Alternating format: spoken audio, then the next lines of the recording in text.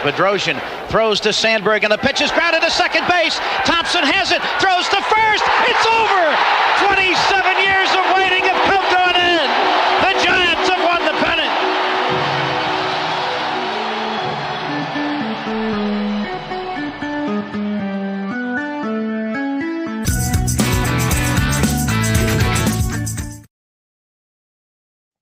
All right, Brad, we're back. Yeah. After, I would say, a half decent week by the Giants. Nice little start, and kind of ended on a sour note there with Pujols and his 37-mile-an-hour fastball getting some outs there. Well, I mean, if you went into the week and said, "Hey, the Giants are going to be 4-2," we do this all the time. You go into the week and you say the Giants would be 4-2, and you go, "Yeah, that's great." But then you sweep the Rockies and you're 3-0, and then you go 1-2, and then it just ends sour. Yeah. And that's what they always talk about. They want to end on a high note, and they did not end on a high note last night. That ESPN stinker. And I swear, it's every time we get a national game, that Apple TV Plus game, and then the ESPN game. It's like, just keep us on. Nobody else needs to see us. We're just Giants fans. I was like so thankful for Colorado, but then I was like, you know what? Colorado's not a bad team. Now we kind of talked about this last time. They are not great when it comes to run differential, which is really an easy way for me to see who's real and who's not real. And so Colorado is 500 currently, but they are minus 28 in the run differential. So probably worse than a 500 team, but still competitive because they're in the best division in baseball, if we want to call it, because we're the only division in baseball right now in which every single team is at or above 500. So and they don't have Chris Bryant. Chris Bryant is still hurt. Right. Big part of their offense. The AL West is super top heavy. Houston and the Angels are playing 650 ball. But there's three teams in that division that are under 500. In the Central, everyone's kind of, close, though Kansas City and Detroit are actually really bad, but the other teams are just kind of right around, right around each other. Minnesota is 5 games above 500. The Yankees are on fire. Jeez, they're 25-9. Tampa's 21-14. Toronto probably a little disappointing, especially because they're minus 15 in run differential. 18-17, and Baltimore. And how can you be below Baltimore? Shame on you, Boston. Jeez. And then Boston is rough, because that's a team that everybody thought this year was going to come out of the gates, and them and Toronto were going to be fighting at the top. Toronto's 7.5 games back because the Yankees are the best team in baseball right now. Do you hear that, Dodger fans? The Yankees are the best team in baseball right now. So, and just to somebody's round calling me. I think it's a Dodger fan. Ned Coletti. He's retired. It's spam. I'm going to turn it off. We don't get any phone calls other than spam anymore. I know, on our house phone. I don't know. So this is an interesting tangent here. You have a house phone that is a non-mobile phone. I don't want a house phone, by the way. This is a fight every year when the bill comes out, or we re-up and this and that. There's a fight every year. I don't want a house phone. I don't need to pay $30 a month for a house phone. But yes, I lose the battle. Okay. So is the only reason you have a house phone for the once in a rare occasion time that you need to call 911? I don't even know about that, because you sleep with your cell phones on the side of your bed. You just have to pick it up, flip it, and dial. I'm gonna call 911 on my cell phone before I'm gonna use my house phone. I think the only reason we have it is for our parents, just in case they panic situation and they call a house number instead of the cell number, right? But honestly, it's a VoIP phone too. So it's like, if the router goes down, right, the internet goes down, we don't have a phone. So I'm to the point now where I just want to get rid of it. But Okay, because that was the argument, and we're going back now 10 years since the last time I had a house phone. Now, the hook was that the cable company was like, hey, you have cable, you can add on the house phone for like $5 or $10 a month. And I was like, well, I don't want one. I have a cell phone. No. But you need the house phone because cell phone, what happens if your cell phone goes dead? What happens if your battery dies? I'm like, well, I'll just make sure that the battery doesn't die. Yeah. You know, the network could go down 100%. But like you said, if the network goes down, their argument was, well, your Wi-Fi, you know, if your cell signal goes out, your Wi-Fi may not go out. My argument was, well, my Wi-Fi goes out way more than my cell phone goes out. Yeah, and exactly. So it was just this back and forth. And I was like, guys, am I like, you know, I was talking to the rep. I was like, am I different? Are people actually still needing a house phone, even though everyone has a cell phone? And they're like, well, it's not as popular as it once was. And I'm like, oh, right. So why are you keep trying to sell this to me? It's archaic. I don't need it. And they're like, okay, goodbye. But that was, you know, but that was the hook. It was like, oh, get your cell phone, get your cable, get your internet, all through the same package. And I imagine the people are like, I want those other two things. Yeah. And maybe not even cable anymore. Maybe it's just internet, but I don't need that phone. The other thing too is I think, and AT&T, and we could talk about this all day, it's tech stuff, but AT&T, I think has a deal because, you know, they bought DirecTV, but now they ditched DirecTV. They don't want DirecTV anymore. Yeah. But if you bundled all four of their things, like we have cell phone, internet, DirecTV, and landline. So you have all four things bundled, you save a bit on your bill. Not a whole lot, but the big thing is you get unlimited data on your home internet. So on your service, you don't have You're not capped. They're not gonna throttle you back if you hit a certain level or anything like that. So I think that's one of those things. The last time I called, they said, yeah, but you're gonna lose your unlimited. And I was like, well, that's not that big of a deal. But now we stream everything and we have 1 gig service, so it's super fast.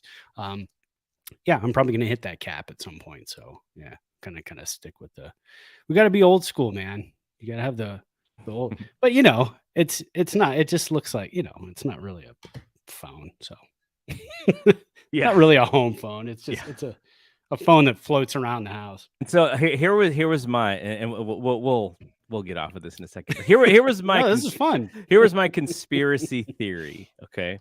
My conspiracy theory was that the only reason they wanted you to have a home phone was because they were going to sell your phone number to all the marketers. And if the marketers couldn't buy the phone numbers, to them, like having a phone service was not necessary. Yeah. And I believe that because I'm looking at this phone right now and it says 40 new messages. And I guarantee you over the past, those probably came in over the past 7 days, and then we go through and clean it. They're just hangups. It's 40 hangups from spam, suspected spam, every single time. So yeah, it's garbage. All right, quickly, let's get back to these divisions. Milwaukee playing very well. St. Louis playing decently well, and their run differential definitely increased after yesterday's game against the Giants. Pittsburgh, Chicago, Cincinnati, all under 500. Cincinnati's the worst team in baseball. In the NL East, Mets are playing really well. The Mets are actually higher than the Giants in run differential, second in the National League, behind the Dodgers. And then Philly is probably playing a little worse than what they should be. Atlanta is about 500, a little bit less than 500. Miami is underneath Atlanta, but they're in the positive when it comes to run differential. So maybe they're playing a little bit underneath what they should be. And then you get to our division, Arizona, 18-17, but minus 15 run differential. After seeing all these home runs being hit off of Madison Bumgarner, I expected them to be worse, but they're actually competing. So that's good for baseball, but not good for us because, we needed all those gimmies last year from some of these teams, and we may not get them this year. Yeah, that's going to be I mean, we did, sweep Colorado. That was huge, but the series starts in what?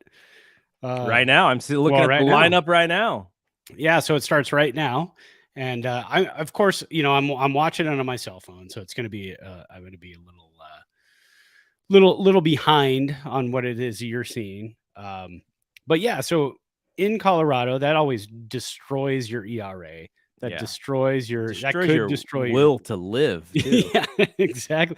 Well, and for us on the West Coast, we're happy these games start at 5:40 because a lot of times these are like 4 hours, 4-hour games, man. So, yeah, who do we have on the mound tonight? That is a good question. I can find that out. I love to pop up game day, but see, that's the other problem too. Is if I pop up game day on MLB.com, and I have the game going on TV, I'm going to see what happens beforehand. Oh, that's right. We got Woody on the mound tonight. Okay, yeah. You beat me to it. Wood against Senzatella, and we've beat up Senzatella quite a few times over the years. And it is Colorado, so it should be interesting. Our lineup looks like almost like what the opening day lineup was supposed to be, which is kind of nice. So why don't we get into it? Because we have Evan Longoria back at third, and today Tommy La Stella is back. Now, the interesting thing about La Stella is he was kind of close, and then it seemed like he would take a step back. Like he'd get close. Yeah. It's like, oh, he's coming back. Nope. He's going to take a day off. Got a little tenderness in that foot. But I assume that they are 100% comfortable with where he is right now. And, we'll see because, we still haven't yet had the full Tommy La Stella experience, right? Like he's been there for a little bit, then he's take time off and he's hurt, then he's got a rehab. And so I'm kind of interested to see, because if you remember, he was the first guy who got a multi-year deal with Zadie. And that was a big thing because he saw a guy in Oakland who, defensively, he's not gonna press you very often, but he's like, gets on base, doesn't swing at bad pitches, drives the ball, and perfect fit. I want to see what that perfect fit is. I would love to see him come out and play well, because otherwise we're kind of left scratching our head going like, did Zadie miss on this one? Is it possible he missed? Yeah, and I was going to bring up today, do we think also, and this, we could discuss this later, but do we also think that maybe with the coming up of Luis Gonzalez and Elliot Ramos in the minor leagues, who made a slight appearance, did he jump the gun on Jock Peterson a little bit? I know it's only a 1-year, $6 million deal, and you have the DH, but at that point, was it a need? Because what else did we see today? We saw Luis Gonzalez go down because Tommy La Stella is healthy again.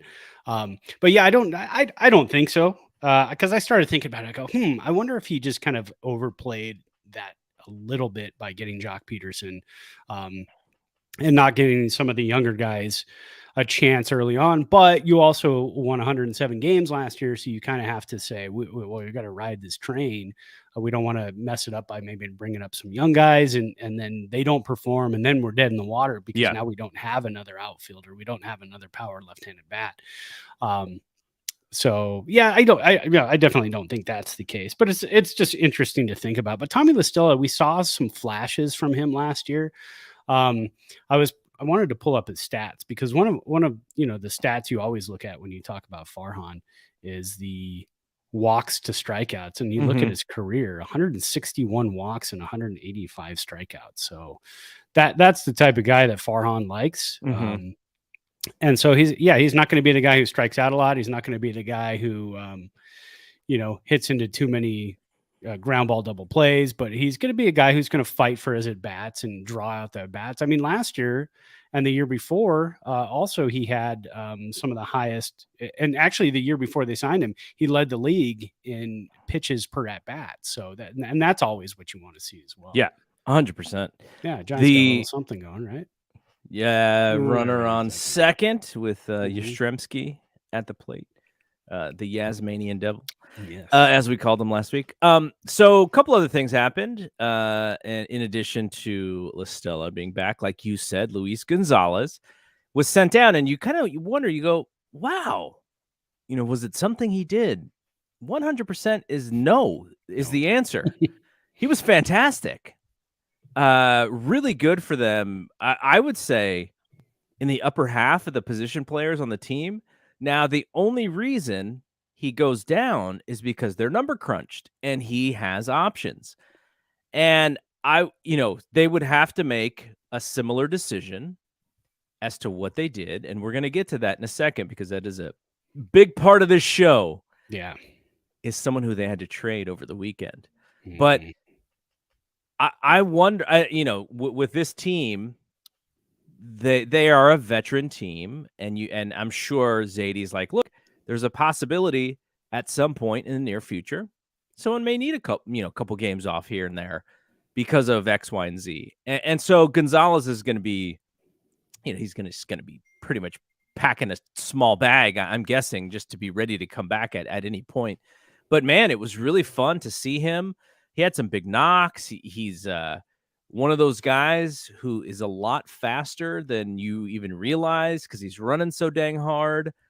Made a nice sliding catch the other night, though also biffed one. I think there was he turned a single into a double or something. Yeah, he has a little bit of a hard time in the outfield, but he's a good outfielder. See, that's the thing, though. He is a good outfielder. We're just not seeing it yet. If I told you on, what is this, May 16th, right? Yes. If I told you on May 16th at the beginning of the season, I said on May 16th, here's your top 3 RBI guys for the Giants this year: Wilmer Flores, Thairo Estrada, and then Luis Gonzalez. I would have said he unretired from the Arizona Diamondbacks. That's right.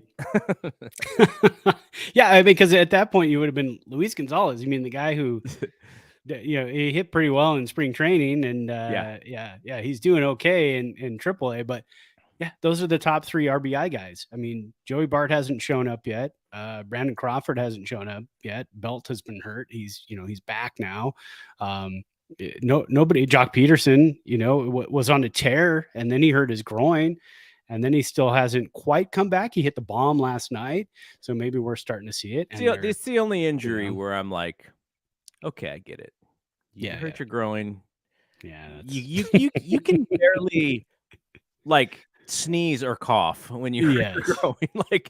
For some reason it just affects every part of you. The nervous system is all out of whack. Yeah. Well, yeah, and then you walk funny, and then you can't swing the bat, you can't throw. I mean, there's all kinds of stuff with a groin injury. So, yeah. But I mean, I would have laughed if you would have said those were your top 3. Oh yeah, RBI guys. At one point, Mauricio Dubon led the team about a week into the season in RBI. So, yeah.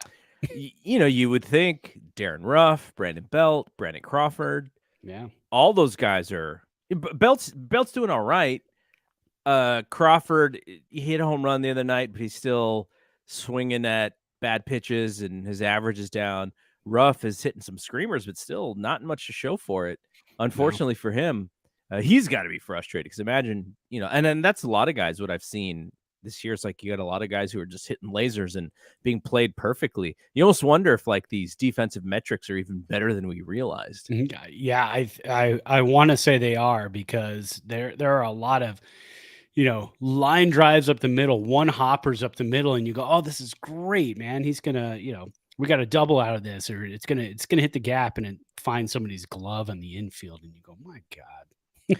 All right, we're going to talk about a couple more injuries. Actually, one more injury and then a trade. But before that, just wanted to remind folks, if you are listening to this through your podcast app, whatever that podcast app is, give us a rating. We really benefit from the ratings, because that algorithm starts working a little bit, and they will showcase us a little bit more in searches and in Google and all that stuff. So if you can rate us 5 stars, and that would be great, because, we've only been doing this joined feed now for, has it been maybe a month or so? We have the Red and Gold Standard podcast.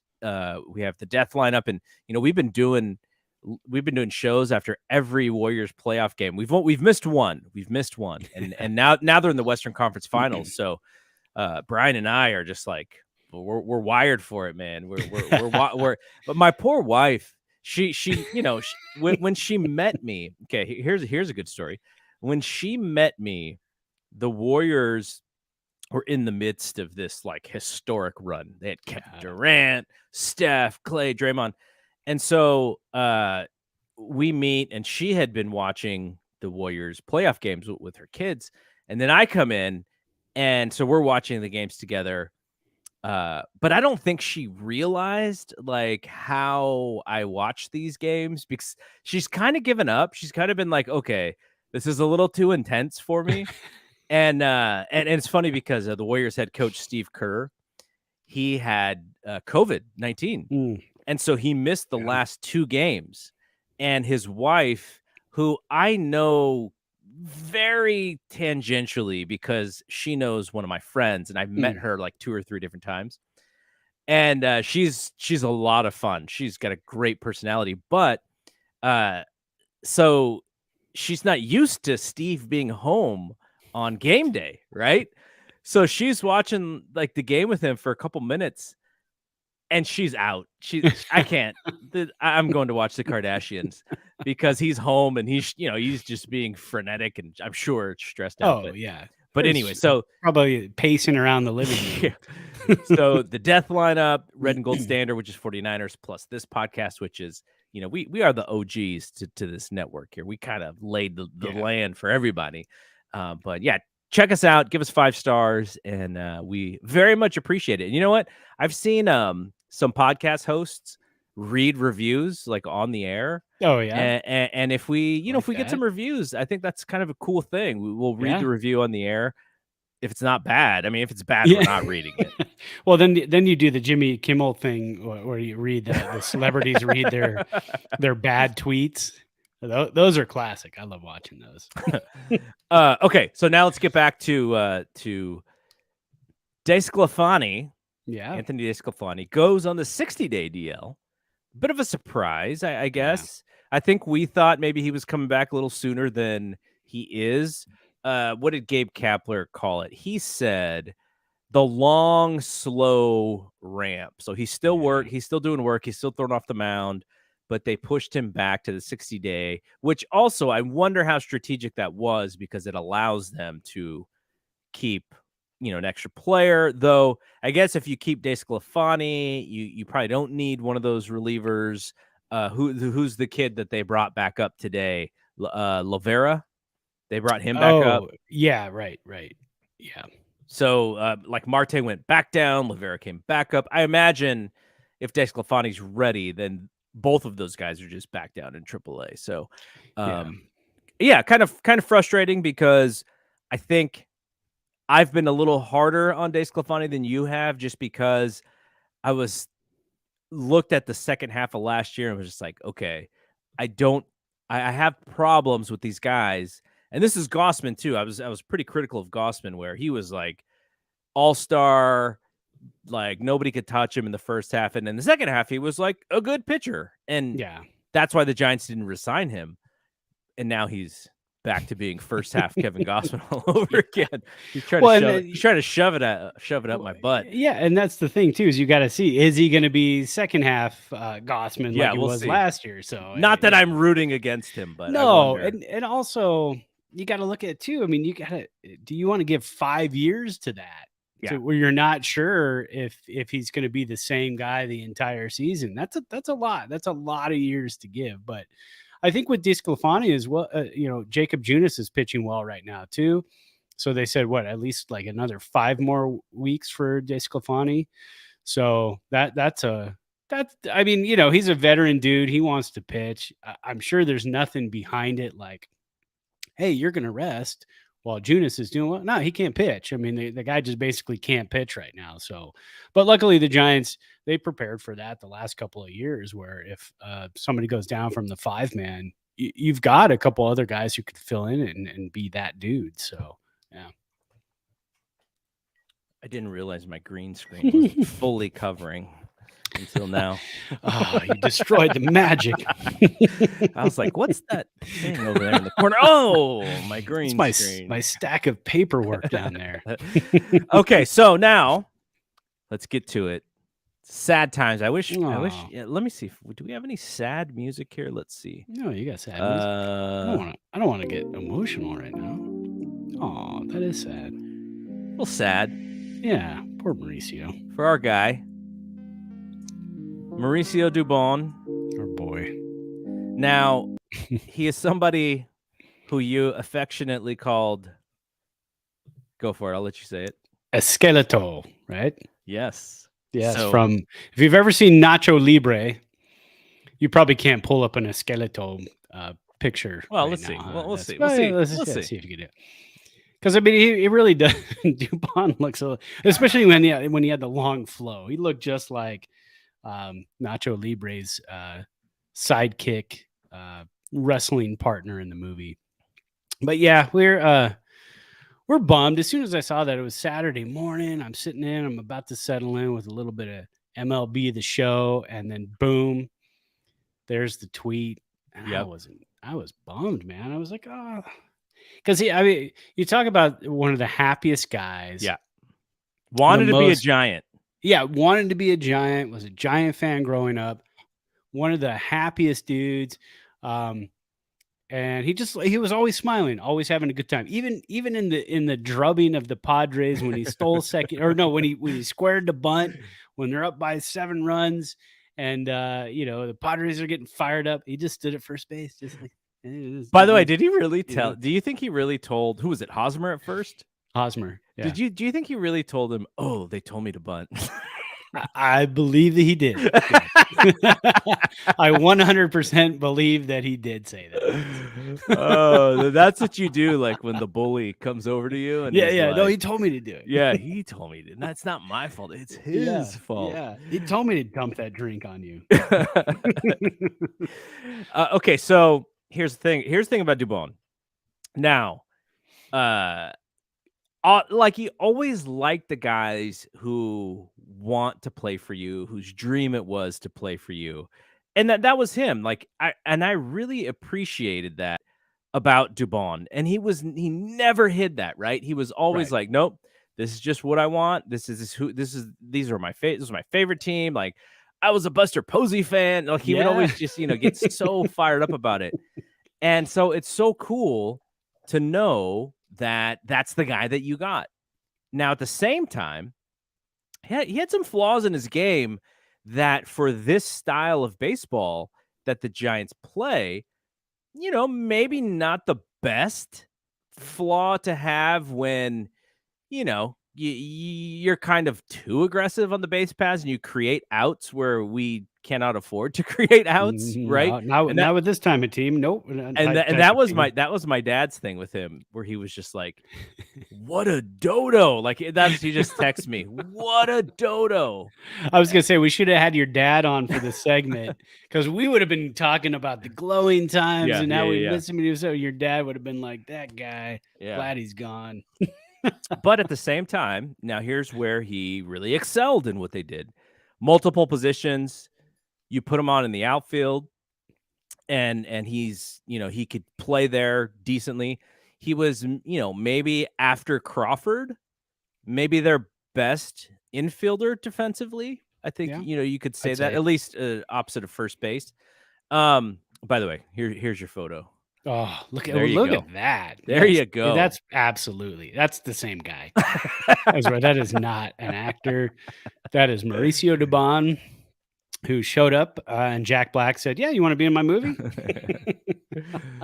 So the poor podcast audience, they're dying to see this. They gotta see this. We'll put one up on Twitter. You'll put that up on Twitter. Yeah, I'll put it up on Twitter. All right, so yeah, unfortunate because we liked him, but we also said this in the beginning. Like we talked about the crunch, the roster crunch. We said it's going to be Dubon or it's going to be Estrada, and you don't want to release these guys because they have value. You're basically giving a player who can be on a 26-man roster away for free. And who did they trade for Dubon? They got a guy by the name of Mike Papierski. I want to tell you, Mike's 0-2. The Giants are 0-2 in the Mike Papierski era. So Mike's got to do something, man, because we need to get a win here. Since it's like the curse of Dubon. It's like already. Oh yeah, and the Papierski guy, he not a big power guy. He's a switch hitting catcher. The Giants could always use, in every system you could always use an extra catcher, but they didn't get huge value back in return. And you remember too, Dubon was the guy. Was he part of the Pomeranz deal or the Will Smith deal? Yeah, I always get those two mixed I know. up. I can never remember because they traded to the Padres in like two separate deals in like a couple weeks time difference. And I thought, why don't you just bundle everybody together and get like a huge deal out of this whole thing? But I'm sure it one happened and they weren't even thinking about the other guy, and then all of a sudden 2 weeks later they go, hey, by the way, and then everything kind of started from there. But so he didn't get huge value back. But again, I mean, Dubon right now is not a huge value guy. In his career with Houston, he is 0 for 1 so far. By the way, I just looked it up. I think he had a pinch hit appearance yesterday. Yeah, yesterday. Pinch hit. Giants already down 1-0 in Colorado, by the way. Oh man, yeah. See, I'm a little bit behind. I got 2 outs and runners on the corners. See, I don't know. Estrada could have dove for that. If Dubon is at second, it might have been 0-0. Yeah, just kidding. So when they traded Dubon, he was hitting 239, but he was only hitting 189 on May 8th, and all of a sudden on May 13th, he went a little bit of a tear. He's hitting 239. So, the bat just never quite caught up to the defense, and hate to see him go, man, but that's the business. That's just kind of how it rolls sometimes. By the way, did you want to mention that you got old Flan to reply to you on Twitter today? Oh, yeah. Yeah, Flan was posted a pretty cool picture of him waving Pablo home. I got to look it up because I don't remember what he actually said. So you said, or no, he wrote in his tweet, sometimes we would let him know we're on our way home. And you replied from our Thompson to Clark account, you and I have memories longer than the road that stretches out ahead. And Flannery said, sounds like a country song. Well, it because as soon as I see, anytime I see words, I think of lyrics to songs. They said, we're on our way home, which is a Beatles song called You and Me, or Two of Us. It's called Two of Us. And so I reply with that. So then I replied and I said, it's almost as country as the Beatles would get, but not counting their hardcore country song, Rocky Raccoon, where Paul McCartney is actually doing a kind of a Southern accent in that song too. But I hope I didn't offend him by saying, that's a Beatles song. I think he knows that. All right. So let's talk a little bit about these trades that the Giants made with the Mariners. Now I asked you to look them up. You mean the Giants farm system? Yeah. The Seattle Mariners. Yeah. I asked you to look them up because there's a bit of a trade dance Giants are doing. Now, basically what's happening is Mariners are putting guys on waivers. And the Giants are coming in going like, hey, why don't you just trade that guy to us and we'll give you something. So then they pull them off waivers and then they make the trade. But they made like 5 of them with the Mariners. What's going on here? Yeah, so I mean, basically what's happening is the Giants are getting to be really, really good at when a team puts or DFAs somebody, they're not going through the waiver wire. So they can basically just like grab that player and do a cash trade or a player trade if they want to with that team. So the Giants have been offering up cash for players. And it just so happens that the Mariners are one of those teams that they keep doing this with. Do you want me to go over the 5? Yeah. Just quickly go over them. Yeah, let me pull it up here. I went to the wrong text thread and I got a picture of Nestor Cortez instead. we're trashing on old Nestor Cortez. Nestor doing the delete my Twitter gimmick. Yeah, a little him and his comments from 10 years ago or so, and people, hey, look, another spam call. They were mad at us because we called them out on their BS. That's right. Man. Every time I talk about somebody, I get a phone call. So yeah, we were talking about old Nestor. If you want to know more about Nestor Cortez, look it up. I'm not going to get into it. ESPN has it. I don't want to repeat some of the words he said, so we'll just leave it at that. So to run it down here, on April 26th, the Giants acquired infielder Kevin Padlo, who we know from the Mariners, and 4 days later, Seattle traded first baseman Mike Ford to the Giants. Mm-hmm. Then earlier this week, the Giants dealt pitching prospect Prelander Berroa, and we can talk a little bit about Prelander Berroa too, because he's been in the top 30 Giants prospects before, because he's no slouch. He's been throwing really hard, and pretty good pickup that the Giants got in the in the Sam Dyson trade, right? Mm-hmm. To the Twins. So the Giants dealt Prelander Berroa to the Mariners. They got infielder Donovan Walton, who we saw the other day. I think it was Saturday we got to see Walton. He started at second base against the Cardinals on Saturday. Giants traded Ford back to the Mariners for cash considerations on Thursday, which is something you don't see very often. And when that happened, I was like, is there a rule against that? Because I don't think I've ever seen that before, where a guy gets traded and then you trade him right back to that team. Okay, here's my question, though. Yeah. Did the Mariners have to give the Giants back like $1 more than the Giants gave them? I would hope so, because if the Mariners are like, we'll take this guy who, and he has options, because he was in Sacramento and came up and down and up and down, or just the one time for the Giants, and he had a big hit. He had a 2 RBI double. Giants were fighting back. I'm trying to remember who they were playing against, but they they ended up losing that game. But yeah, it's kind of funny. I've just never seen something like that before. So yeah, I would hope for all the trouble for the Mariners letting us borrow their player in Mike Ford, that they got a little bit of here's a 5 spot for you to sweeten the deal. And then this week there's that Fairchild and Blandino deal. So that's 5 transactions between the two teams in 3 weeks. That is insane. Does the Mariners GM just call Farhan and go, hey, we're thinking about DFAing X. Yeah. Do you want in here? Since you love our players so much, let me tell you who we got. Yeah, the latest deal. And was this one done today? No, this was done right after the Dubon deal on Saturday. So Alex Blandino, who you remember had a pretty good spring for the Giants this year, he gets traded to Seattle because he was only hitting 183 in Sacramento. And he got traded for Stuart Fairchild, who's actually had a couple of big league at bats. So you think he's related to Morgan Fairchild? There's a good I was going to say there's a good possibility, but I highly doubt. Nobody younger than us has any idea who Morgan Fairchild is. No, hell no. What was she on? Was it Dynasty? One of those shows. I don't know. I'm not even old enough to barely remember her. Yeah. We're a little young for the Morgan Fairchild crowd.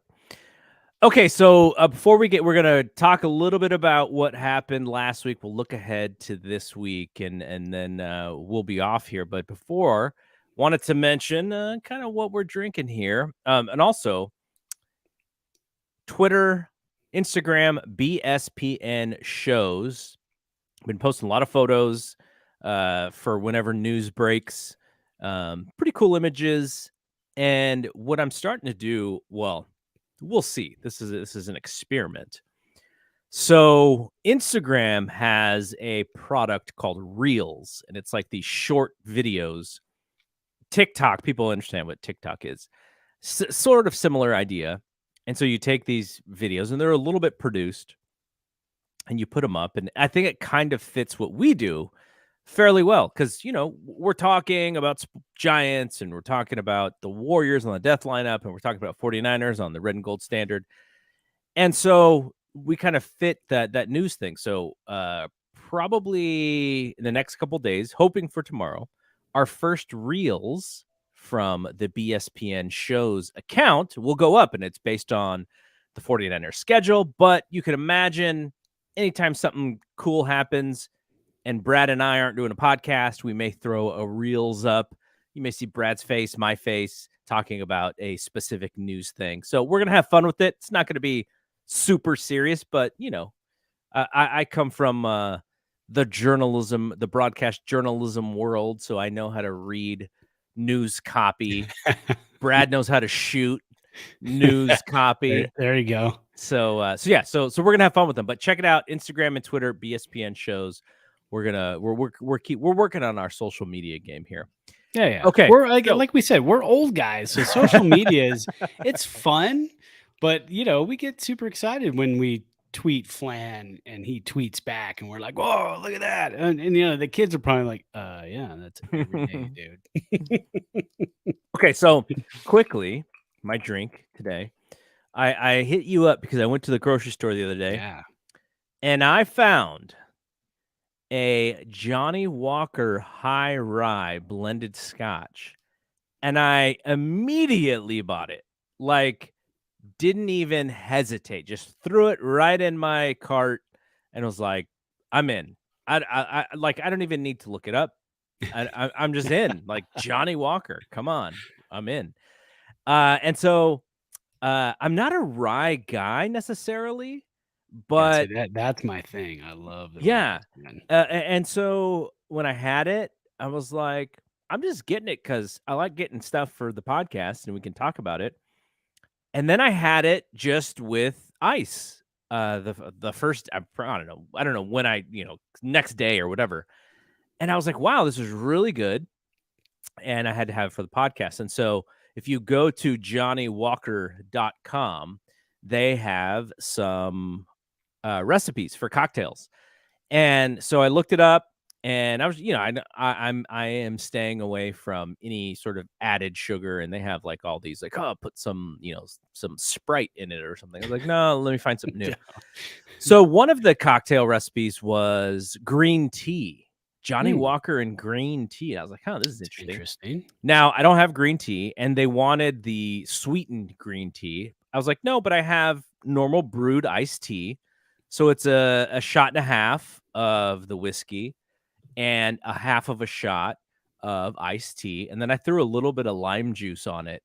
And it is very delicious. Now, I don't know how much of the iced tea that I can actually taste, but so it's mostly a rye and lime juice. But I think I may play with the ratio there with iced tea because I do enjoy iced tea a lot. But Johnny Walker and iced tea and some lime juice was very refreshing.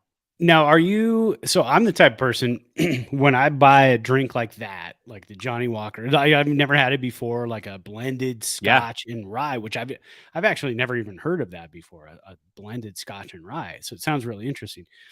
The first thing I'll do is I won't mix it with anything. I'll pour it into a glass and just drink it straight, just to try it, because I want to get the flavor. So I know what it is, and then the next time I might put in an ice cube, or then be like, this would go good with this flavor or whatever else. So I always like to try it just straight. But that's how I do it. Do you do it like that at all, or? I don't often have things straight because I think from a body temperature perspective, I like to stay cool, and if I drink something straight. I mean, you can see like my face is already a little bit red because I'm half Asian, right? So you get the little flushness. If I was to not have this ice cube, like it would really hit me. I would really feel the heat. No, but for maybe in the winter, I probably have I have it neat a little bit more when it's cold because it kind of warms you up. But when there's some warmth around, it's really hard for me to drink things without ice. Well, I'll even it'll just sometimes even be a sip. Like I'll just pour enough to like a sip or two, and then it's done. And then I go, okay, now I want to try it with the ice cube.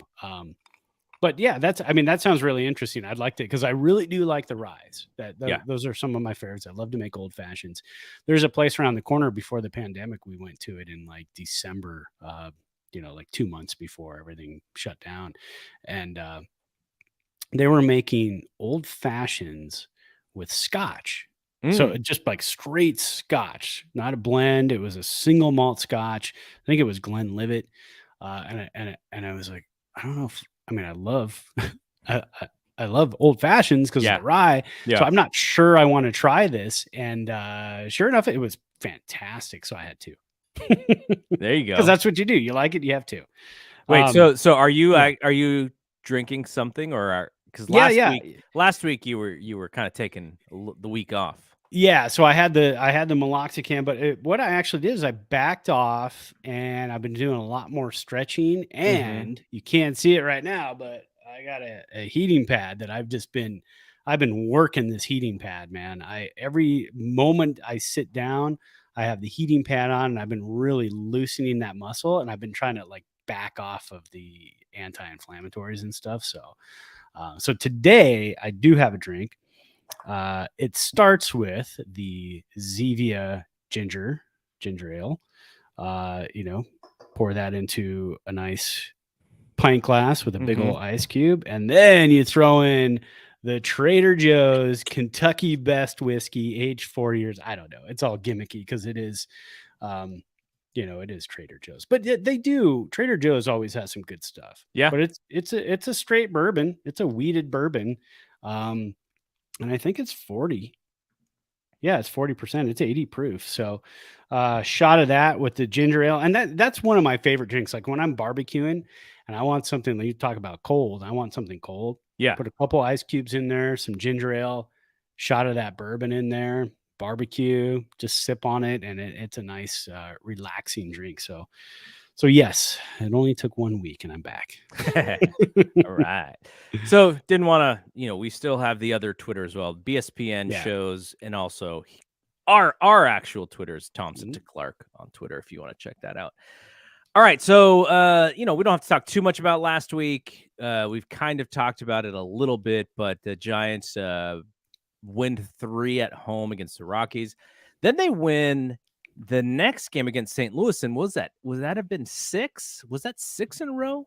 That was 6 in a row. Friday night was 6 in a row. And then I tweeted, look at us. We won 6 in a row. And I feel like what was it? I feel like the skid is so far behind us. And then we lose 2 in a row. So I will never do that again. I apologize. I will not be doing that anymore.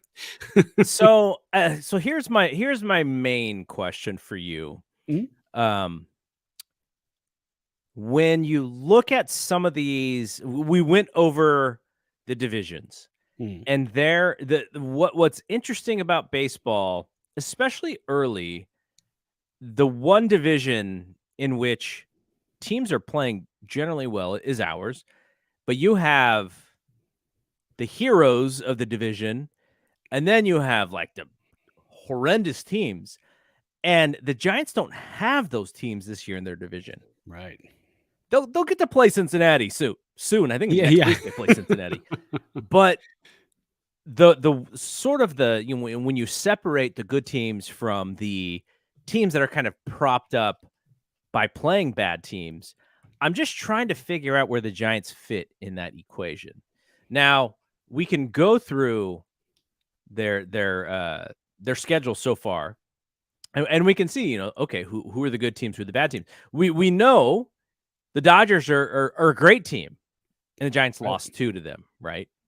The Mets are a really good team. The Giants lost 3 out of 4. Yeah. The Nationals, bad. Giants swept them. Guardians, Giants swept them. So you can see where I'm going. Are the Giants actually a good team, or are they just going to be a team this year that really, really beats up on the bad teams, and they're going to struggle with some of the better teams in baseball? Well, that, I talked a little bit about this last week. What do you think the Cardinals are? Yeah, because if you think the Cardinals are a good team, the Giants are a good team, because those 2 teams are very, very evenly matched. They are second place, sometimes first place team right now. Giants are still getting to full strength. Like I said, Stella's coming back. Look, the Giants are 20-14. This is not a team who's 18-18, right? That's not what I'm saying. But you just wonder, some teams can beat up on the really bad teams. I want to see the Giants beat some good teams. Now we'll have a chance because the Padres are coming to town at the end of next week. Well, and you remember how it went last year. They won 107 games. And when they played good teams, very good teams, the Milwaukee Brewers, they were winning 4-3 ball games late, 8th inning, 9th inning, getting to their bullpen, their tough bullpen. So, man, I kind of feel like this is the same team, but because of the injuries and they've got other, and I mean, it's the same team. But now you're starting to get rid of guys. Dubon is gone. Luis Gonzalez is, starting to become that outfielder, that extra outfielder. So a lot has changed, but a lot has not changed, if that makes sense, because the Giants are still going to be that team that is going to win the 2-1 games, the 3-2 games. If a team goes out on top like the Cardinals did yesterday, 9-0. I mean, God, it was 5-0. Then it was 7-0. Then it was 9-0. The Giants have never been a team the last few years built to compete like that. They're not going to come back in a 7-0 ball game and then come back and put a beating on you like the Phillies did that to the Dodgers a couple times this weekend. I don't see the Giants as that type of team, but they are definitely a team where if the Giants score 3 runs in the first couple of innings and hold the other team to nothing, they have a very, very good chance, probably like a 95% chance of winning that game because of their bullpen and the way that bullpen has been pitching. But yeah, I would love to see the Giants go out against a good team like the Dodgers and go up 7-0 in the second inning, like the Dodgers did to us last year when DeSclafani was on the mound and they just beat him up. But that's just not who we are. You're always going to have that. You're always going to have that envy of, I want to be the team like the Mets. It just goes out there and cranks home runs and beats you up. But, the Giants are always going to be that team where it's just, hey, we scored 2 runs in the first. That might be all we need. Let's see. Let's bite our nails for the next 8 innings and see what happens. So, the Giants are playing the Rockies now. They swept the Rockies last week, 8-5, 9-2, 7-1. So, pretty good beatings there. These games weren't really all that contested. Now, back in Colorado, which historically the Giants have struggled. Though last year I think they played pretty well last year in Colorado. They did, and they were awful on the road. Yeah, the Rockies were awful on the road.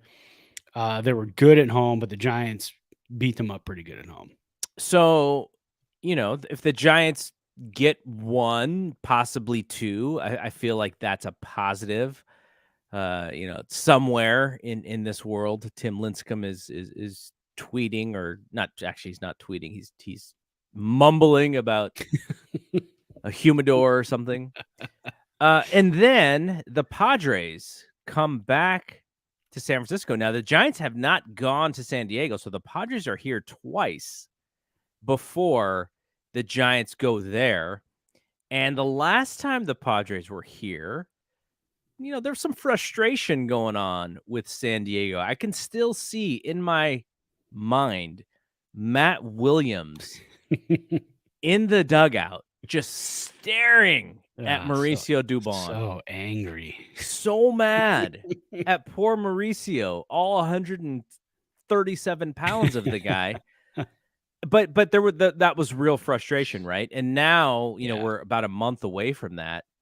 And do you think that there's going to be any, I don't know about bad feelings about each other, but I feel like the Padres are coming in and they feel like, they feel like they're playing pretty good baseball and they feel like maybe they have a little bit of revenge here.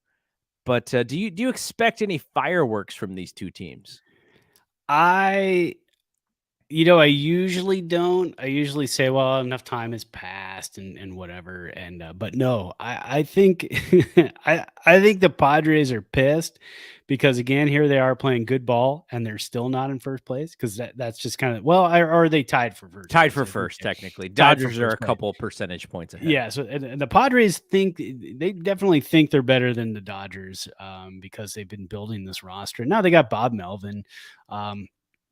So I think they're going to come in to San Francisco and try to make a statement. And that statement may be physical. And it looks like Rockies lost Senzatella, right? Senzatella had an injury.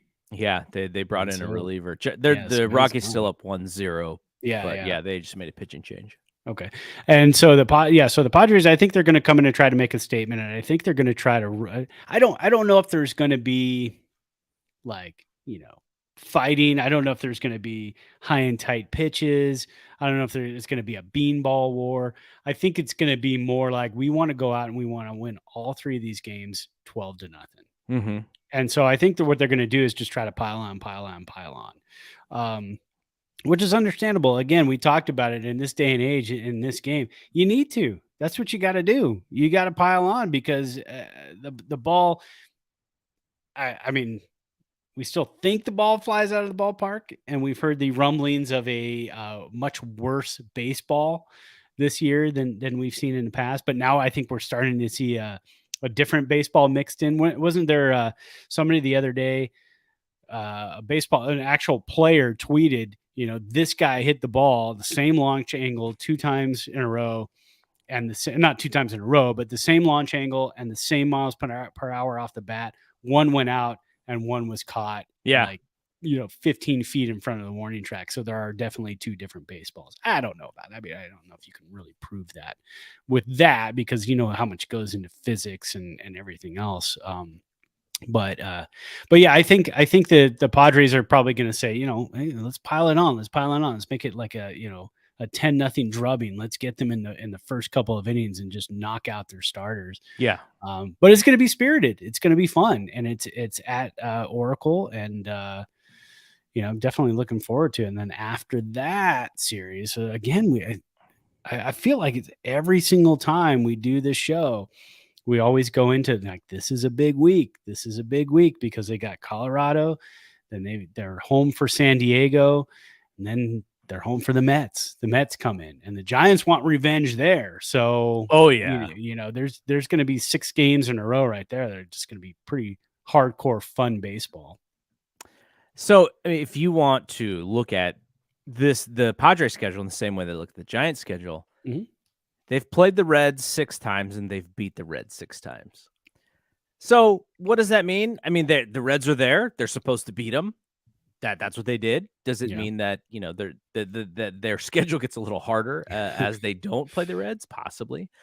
But I'm gonna be very interested in that series because of the frustration from the previous one, but also Padres are kind of back, right? And are they real or are they not real? I think that is to be determined still.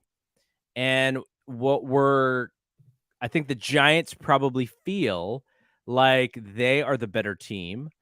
The Padres probably feel like, hey, we get the better record. So it's kind of interesting. Giants are plus 33, Padres are plus 16.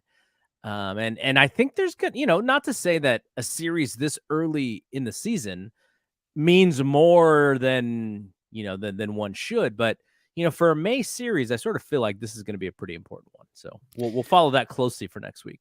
Well, also back in April, the Padres lost 2 out of 3 to the Dodgers. So they got a little big brothered by the Dodgers earlier in the year. They also got big brothered by the Giants because the Giants took 2 out of 3. And in between those series, they split with the Braves, swept the Reds twice. So Pirates in there. Pirates were in there. I think right now everybody's trying to kind of find their footing, and these are the games. I mean, the National League West games like this. So Ty Block is in. There you go, former Giant. There we go. So opening day starter for the Giants one season. That's right. Isn't that crazy to think? Man. I think that was the year Bumgarner flipped a motorcycle or whatever he was doing. Yes. So Ty Block. I'm pretty sure it was. Yeah. Or was it the one he took the line drive off the pinky. Oh, it might have been that. Maybe it was that one. Yeah, because actually looking at Colorado now, I remember Mad Bum did it in between the Colorado series. I think it was they were in Colorado, they left, and he did his motorbike thing. But yeah, I think it was the line drive off the pinky that broke his pinky.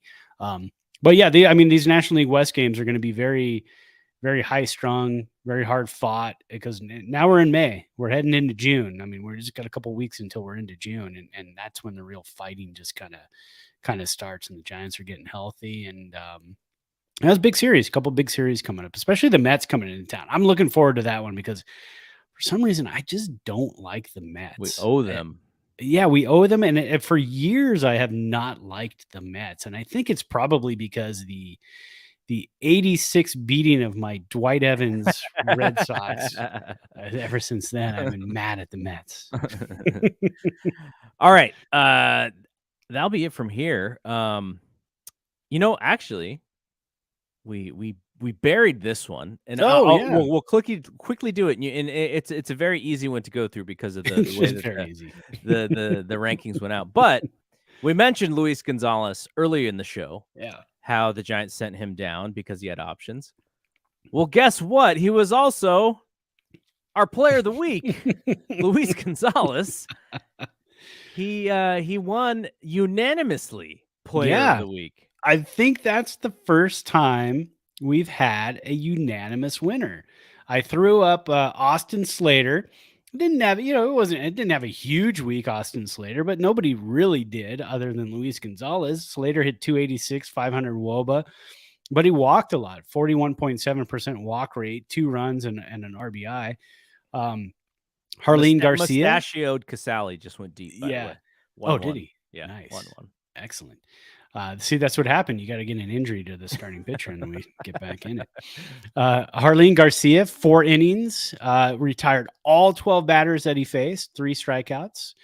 And then Luis Gonzalez hit 471 this week. And again, it's just you look at this and you go, well, we need some offense. And we just sent down a guy who hit 471 this week with a 535 WOBA, a home run, 6 ribs, 3 runs, 2 stolen bases, and he pitched 1 1/3 innings, gave up 1 hit and no runs. The new Shohei. Yeah. And he's now the last National League pitcher to hit a home run. There you go. Because he took Pujols' eephus pitch deep. Now, so he did hit it when he was the actual pitcher. Yeah. So that's what makes I think he came into the game as a pitcher, didn't he? No, he played left field. He made a catch in left field at one point. So yeah. All right, we are done here. We'll be back next week. Like we said, we're going to be talking about the series and previewing the Mets series. We'll see if the Mets can stay hot. But yeah, so for Brad, I'm Double G. R.I.P. Mauricio Dubon. Even though you're not dead, you're just off of our team. Don't kill him, jeez. Well, I mean, going to Houston, who knows? Yeah. Because he gets to play for Destiny, though. So that's true. There's a link there. You're right. There's a link. Yeah. All right. We'll see you when we see you. Peace out. Peace.